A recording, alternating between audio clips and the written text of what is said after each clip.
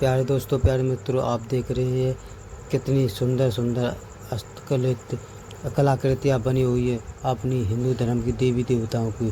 पर ये कलाकृतियों को नष्ट कर दिया गया है। ये मुगलों ने, आप देख सकते हैं ये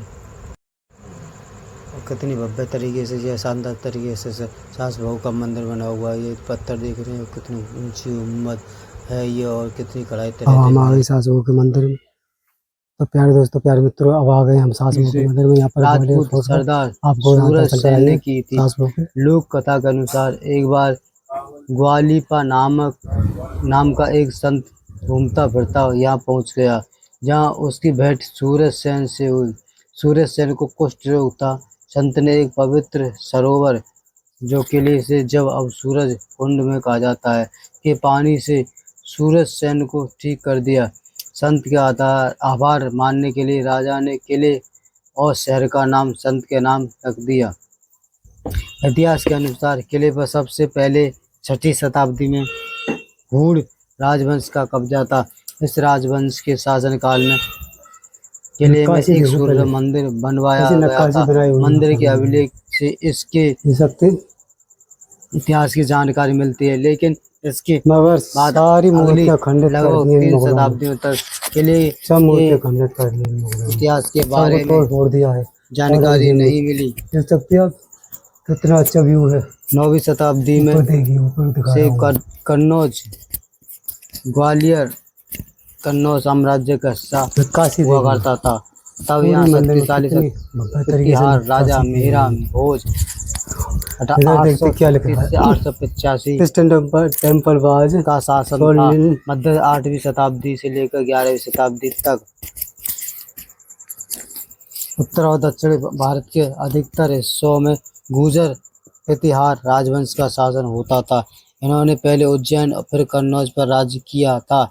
10वीं शताब्दी के अंत में कछवा शासकों ने कन्नौज के प्रतिहार शासकों को हराकर इस क्षेत्र में कब्जा कर लिया।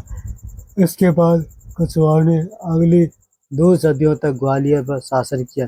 इस दौरान उन्होंने क्षेत्रीय कला और संस्कृति को संरक्षण दिया। कछवाओं को पहले कच्छपगता कहा जाता था। वे पहले मध्य भारत के प्रतिहारों और चंदेलों के शासनकाल में जागीरदार हुआ करते थे। इन्होंने ग्वालियर, नरवर और दूकुंड क्षेत्रों पर शासन किया था। 11वीं शताब्दी में कच्छपगता राजवंश के शासनकाल के दौरान ही किले में सास बहू मंदिरों का निर्माण हुआ था। उत्तर भारत में 10वीं और 12वीं शताब्दी के दौरान मंदिर वास्तुकला के इतिहास का स्वर्णिम इतिहास रहा है। सास बहु मंदिर किले की पूर्वी दीवार के पास स्थित है। किले की पूर्व दिशा में ही सूरज कुंड है। यह मंदिर भगवान विष्णु को समर्पित है। कहा जाता है कि पहले इन मंदिरों को सहस्त्र बाहु अर्थात 100 हाथों वाले मंदिर कहा जाता था। मंदिर का मौजूदा नाम इसी नाम का बिगड़ा नाम है। उस स्थानीय किंवदंतियों के अनुसार यह मंदिर राजा की पत्नी और बहू ने बनवाए थे, इसलिए इनका नाम सास बहू मंदिर पड़ गया। इन 2 मंदिरों में से बड़े सास मंदिर के अभिलेख से मंदिर निर्माण की जानकारी मिलती है।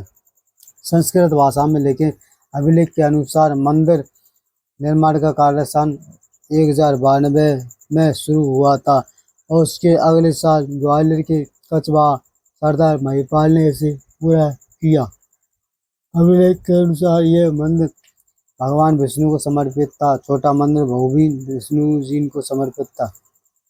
माना जाता है कि यह मंदिर भी उसी दौरान बना था। भारतीय पुरातत्व सर्वेक्षण के जनक अलेक्जेंडर कनिंघम अपनी रिपोर्ट 1862 से 1865 में कहते हैं कि उनके अनुसार छोटा मंदिर राजा की रानी अथवा परिवार के किसी अन्य सदस्य ने बनवाया होगा। कुछ लोगों का मानना है इन मंदिरों का संबंध जैन धर्म से है, क्योंकि अभिलेख में पदनाम का उल्लेख है कि ये 6ठे जैन तीर्थंकर पद्मप्रभा से लेकर पद्मप्रभा थे। लेकिन विष्णु के कई नामों से पद्मनाथ भी एक नाम है जो कमल के भगवान माने जाते हैं। दोनों मंदिरों में मुख्य मूर्ति विष्णु की है। हालांकि मंदिर के अब कुछ हिस्से शेष बचे रह गए हैं, लेकिन मंदिर की वास्तुकला और सजावट को देखकर आप अंदाजा लगा सकते हैं कि मंदिरों के सुनहरे दिनों में इनकी भव्यता कैसी रही होगी। सास बहू का गुम्बद और गर्भगृह नष्ट हो चुके हैं, जो बच गए हैं वो मंदिर में प्रवेश के लिए बने हैं। बरामदे और मंडप है। मंदिर करीब 10-12 फुट ऊंचे चबूतरे पर खड़ा है, जिस पर सुंदर नक्काशी है। इस मंदिर के 3 प्रवेश द्वार है, जो 3 दिशाओं में है। मंदिर के प्रवेश द्वार के ऊपर ब्रह्मा, विष्णु और सरस्वती की छवियां हैं। मंदिर 3 अलग-अलग मंजिलों में बटा हुआ है, लेकिन ऐसा माना जाता है कि आज मंदिर का जो भी बचा-कुचा गुंबद है, वो कभी इससे कहीं अधिक ऊंचा रहा होगा। बहु-मंदिर शंख के आकार का है। ये एक मंजिला है।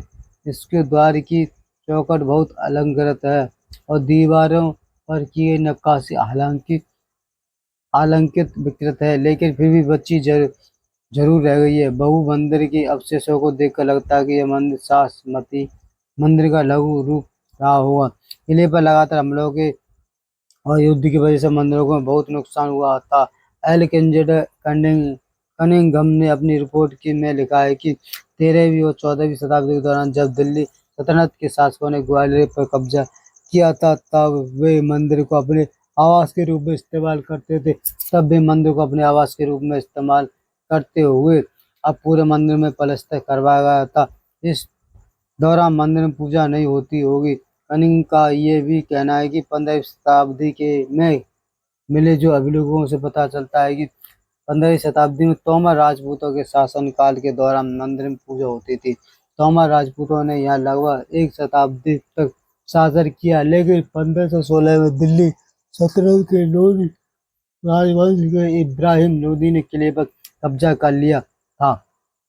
इसके बाद 16वीं शताब्दी में अब मुगलों ने लोधी राजवंश का सफाया कर दिया, तो किले पर उनका कब्जा हो गया। किले का इस्तेमाल जेल के रूप में किया जाने लगा था। माना जाता है कि इन हमलों के दौरान ही मंदिरों को बहुत नुकसान पहुंचाया था।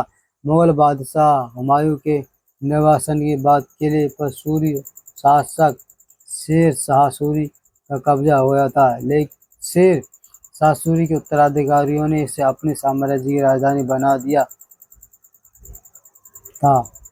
1559 में मुगल बादशाह अकबर ने ग्वालियर पर कब्जा कर लिया और इस तरह 18वीं शताब्दी तक इस पर मुगलों का शासन रहा। सन 1755 में मराठों ने किले पर फतह हासिल की। 18वीं शताब्दी में पेशवाओं ने ये किला महादजी सिंधिया को सौंप दिया और इस तरह किले के साथ सिंधिया शाही घराने का रिश्ता कायम हुआ।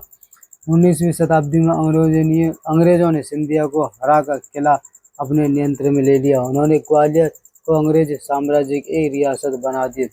कनिंघम के अनुसार 19वीं शताब्दी की ज़्यादातर अवधि में सास बहू मंदिरों में पूजा नहीं होती थी और ये वीरान रहते थे। खजाने की तलाश में सास बहू मंदिर के बाहरी दालान को खोदा भी गया था।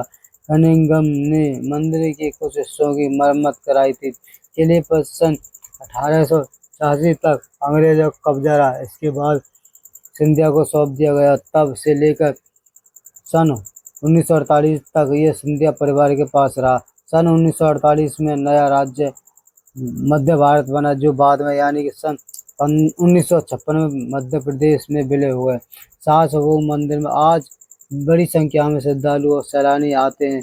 मंदिर हालांकि क्षतिग्रस्त है, लेकिन फिर भी मंदिरों के सुंदर अवशेष देखने लायक हैं, जो मंदिर में हिंदू देवताओं की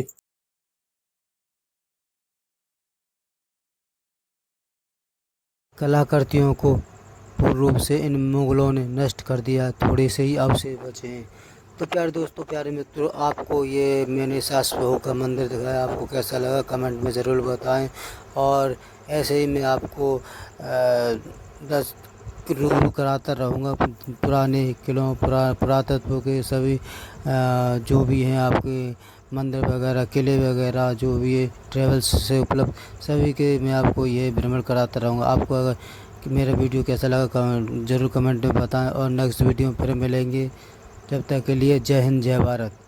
और आप चलते हैं दूसरे वीडियो के लिए। आप देख सकते हैं ये ग्वालियर शहर में ही कितना भव्य तरीके से ये किला बना हुआ है और ये बहुत ही शानदार तरीके से ये शहर बसा हुआ ग्वालियर शहर आप जान सकते हैं।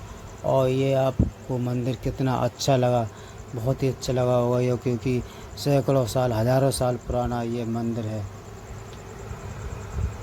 ऐसे ही मैं आपको लाता रहूँगा नए नए कंटेंट, अच्छे कंटेंट। आप मेरे वीडियो को लाइक करें, कमेंट करें। नेक्स्ट वीडियो में फिर मिलेंगे, जब तक के लिए जय हिंद जय भारत।